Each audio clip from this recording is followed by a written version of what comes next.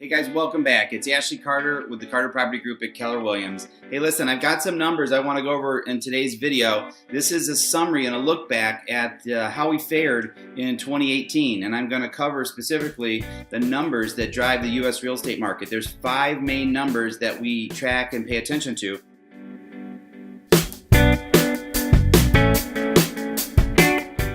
In 2018, these are national stats. Now, I don't always cover national stats. I usually go over local market conditions for the city of Chicago and surrounding suburbs. However, I think it's helpful to have a big picture view and to do a year-end recap. So that's what we're going to do here. So in 2018 nationally, we sold 5.3 million homes, which was down from 2017 and down from 2016 and matched the number of homes we sold in 2015.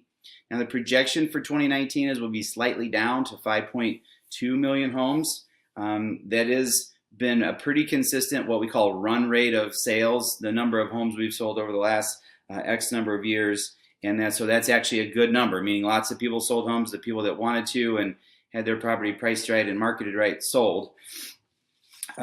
We did see, however, a cooling off at the end of 2018, the fourth quarter specifically. We saw the number of transactions go down kind of month over month. And so the question is, does that trend continue into 2019? Switching on to the second bullet point, which is home prices. Home prices in 2018 finished with a 5% appreciation over the previous year. And just for trivia's sake, more than anything, the median home price nationally is $259,100. Certainly that's going to vary in city and county and location wherever you might be. We do anticipate an increase in 2019. Obviously the unknown question is how much price appreciation will we have in the year ahead. The projections are that it will be less than 5%, but that it will still be a positive number. So somewhere between 1 and 5 is likely. The third big widget that we look at is this concept of months supply of inventory. And I've talked about it before on previous videos. However, it's a measuring stick of if no new properties were allowed to come on the market for some reason, and we were selling all of the current inventory through at the current pace of sales, how long would it take us to sell all the houses down to zero? So that's what month supply of inventory is defined as. And we ended 2018 at 4 months supply of inventory. Now, a balanced market is determined to be about 6 months supply of inventory. So anything below that is considered a seller's market. So we have been operating in a seller's market literally since 2013 as prices have rebounded from the Great Recession. So the reasons we continue to stay in a slight seller's market here is the number of new homes being built is still down. It never really came back to pre-recession levels. The interest rates have gone up some. I'm going to talk about that next, but they have gone up where, over the last 18 months from where they were. And people are simply staying in their homes longer. So those 3 factors added together have led to a situation where we have slightly less inventory than would sort of traditionally be typical. So the fourth bullet point that drives the market is mortgage rates. So we saw a pretty big increase in mortgage rates from the beginning of 2018 to the end of 2018. And at some point it was almost a full point. Like we were really pushing, going from 4 to 5. They moderated at the last couple of months of the year. And right now we're hovering right around 4.5%. Now, 4.5% is still an incredibly good interest rate and something you should be very happy to take if you're in the market to buy. It's way below historical averages and very affordable. So the mortgage market had a little bit of effect, but longer standing, it's not going to be a drag too much on people buying and selling.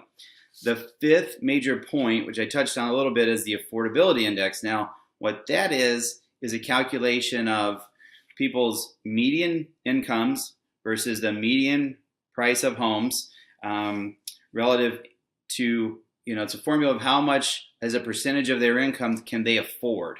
And what we find here is that we ended the year slightly up, partially because interest rates were up a little bit, as I mentioned. And however, we're still below literally the average affordability index since 1970. So it's not typically been an affordability issue for people if they're not in the market. Maybe there's something else going on that's keeping them out. So what does this all mean as we look forward into 2019?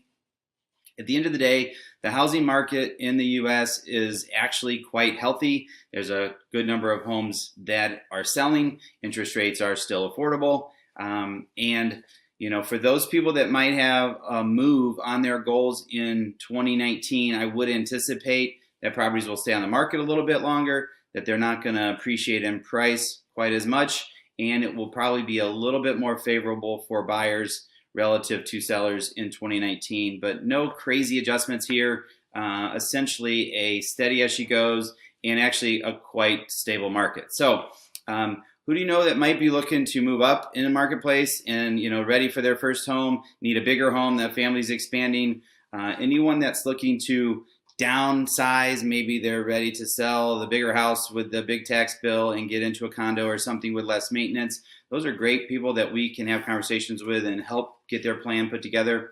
The other thing that we've done over the years is we have helped people get into rental investment properties, and the biggest payoff for those people typically has been it sets them up to build wealth long term. It allows them to either retire faster or retire at a higher level of net worth. The other target audience for people who should be considering investment properties are people who have kids that haven't gone to school yet, and you've got some time on your side. If you've got kids in middle school and elementary school, there's still time to make a significant impact on your financial well-being through rental properties, and we can help with that. So if you're interested in the conversation around what your options might be in any of these aspects of residential real estate, please let us know. I'm Ashley Carter with the Carter Property Group at Keller Williams Realty. Thanks, and have a great day.